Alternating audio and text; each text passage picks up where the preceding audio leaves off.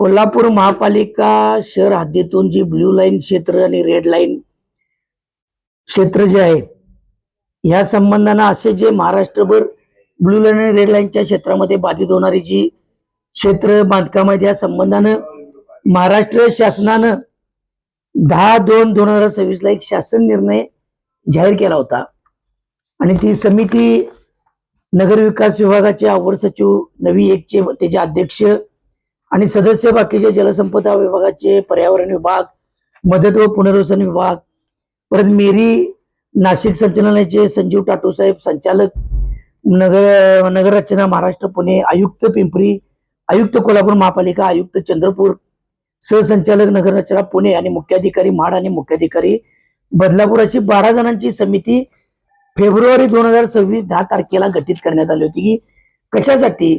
जी 2021 ला blue line क्षेत्र जाहीर करण्यात आलं होतं आणि त्याच्यामुळे आपल्या या कोल्हापूर शहराचं नागरी क्षेत्र कमी झालं होतं. 1600 हेक्टर क्षेत्र हे ब्ल्यू लाईन क्षेत्रात बाधित होते. तसंच त्याच्या बरोबरीनं रेड लाईन क्षेत्रात देखील त्याच प्रमाणात क्षेत्र बाधित होते.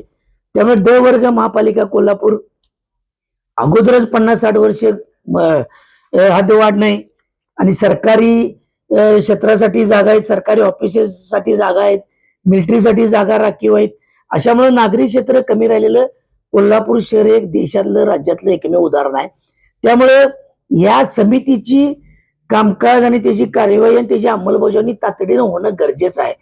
2 महिन्याचा त्याला कालावधी देण्यात आला होता. तो कालावधी 10/3/26, 10/4/26, 10 एप्रिलला त्याची मुदत संपलेली आहे. त्याचा अहवाल येणं अपेक्षित होतं, त्याच्यावर कारवाई होणं अपेक्षित होतं.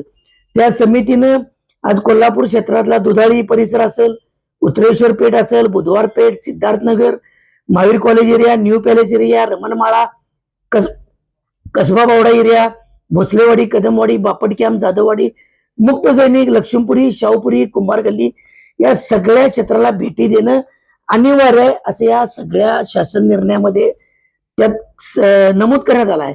जागेवर जावं, तिथली बांधकामं कशा परिस्थिती आहेत, तिथल्या मोकळ्या व्हेकंट लँड कशा आहेत, शेत जमीन किती आहे, तिथं पुनर्विकास करायच्या जुनी बांधकामं किती आहेत, त्या ठिकाणी काय करणं अपेक्षित आहे आणि पूर रेषेची रिव्हिजन दर 4-5 वर्षानं होणं अपेक्षित होतं. आज 2026 आलं, ती रिव्हिजन झालेलीच नाही. त्यामुळे या समितीनं येऊन कामकाज करणं जर चालू केलं असतं, स्थानिक अहवाल तयार झाला असता, मग त्याची पुन्हा एकदा ब्ल्यू लाईन कुठंपर्यंत काय करायचं आणि कशी करायची समितीची अहवाल करत ते बंधनकारक राहिलं असतं. आणि आज कोल्हापूर क्षेत्राला जो एक नो डेव्हलपमेंटचा झोन वाढतोय, त्या प्रमाणात शेवट टीपीचं आमचं उत्पन्न आज कोल्हापूर महापालिकेचं सगळ्यात मोठं उत्पन्न आहे. त्या दृष्टीने देखील आम्हाला या समितीसमोर बाजू मांडता आली असती आणि या शासन निर्णयाची अंमलबजावणी होणं गरजेचं होतं. ते झालेलं नाही, ही खरी शोकांतिका आहे.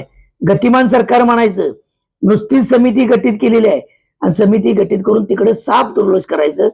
हजारो हेक्टर जमीन या क्षेत्रात बाधित असताना इकडे दुर्लक्ष का झाले? त्यामुळे आमची राष्ट्रीय काँग्रेस आघाडी, उद्धव ठाकरे शिवसेना आघाडीच्या वतीनं जाहीर मागणी आहे की या समितीनं तातडीनं, आता 1.5 महिना लेट झालेला आहे, तातडीनं याची अंमलबजावणी करावी आणि आपला अहवाल शासनाला सादर करावा.